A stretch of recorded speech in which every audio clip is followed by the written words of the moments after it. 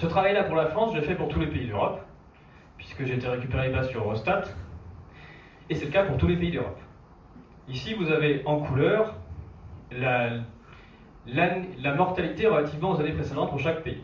Par exemple, pour la Suède et le Danemark, la mortalité de l'année 2020, c'est le record de l'année la moins mortelle de toute leur histoire connue. Donc ça, c'est la grande pandémie, l'hécatombe mondiale. L'Allemagne, la Finlande, la Norvège et les pays Estonie, Lettonie là-bas, c'est la deuxième année la moins mortelle de toute leur histoire connue.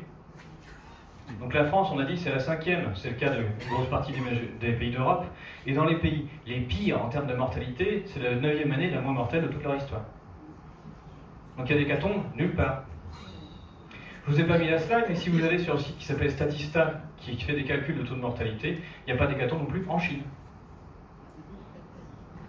Donc ici, on est sur 1,5 milliard d'habitants, en Chine, on est sur 1,5 milliard. On commence à être un peu creux pour essayer de trouver une hécatombe quelque part dans le monde. Alors ça, c'est un graphique que j'aime bien parce qu'on comprend rien. Ça permet de vous dire ce que je veux.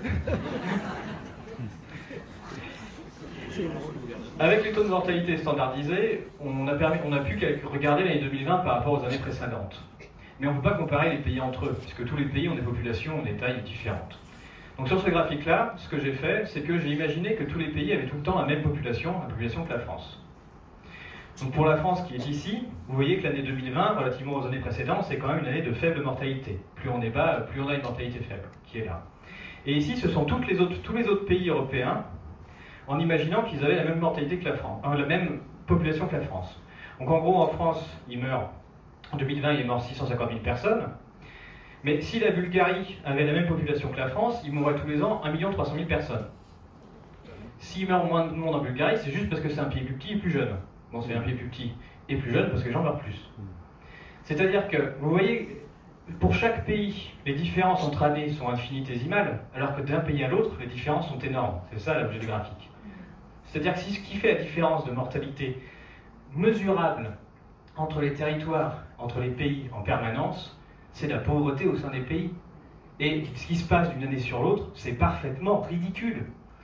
Donc si j'imaginais qu'il y avait un organisme qui s'occupait de la santé mondiale, par exemple, on pourrait lui donner un nom, OMS,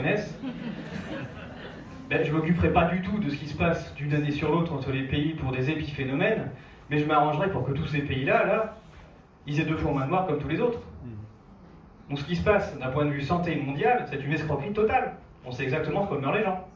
Ils meurent de pauvreté, de manque d'accès aux soins, etc.